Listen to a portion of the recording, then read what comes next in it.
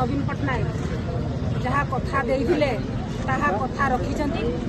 माननीय मुख्यमंत्री से केबे भी लोकों को सामना रे कि कहा सामना रे मध्य मिछ कथा कहतेनी। आज ताहा प्रमाणित हो जाइछि। आम पालहड़ार लोकप्रिय विधायक बारंबार ताकू लोकसभा विधानसभा रे ताकू दाबी उपस्थापना करिसेंती जे पालहड़ा एनएसी घोषणा पाई। आज ताहा स्वप्न पूरण हो जाइछि। पालहड़ार पालहड़ावासी तांकर दीर्घ दिनर आशा स्वप्न आज साकार होइछि। तेणु पालहड़ावासी समस्ते आमे माननीय मुख्यमंत्री नवीन पट्टनायक एवं पालहड़ार युव विधायक मुकेश कुमार पाल को आमे अशेष अशेष धन्यवाद कृतज्ञता दौचु। आज पालहड़ार विकास कथा तो कहले सरीब नाही। खाली गोटे कथा मु कहिबी। आज पालहड़ा विगत दिन में गोटे ग्रामांचल परी लगुला।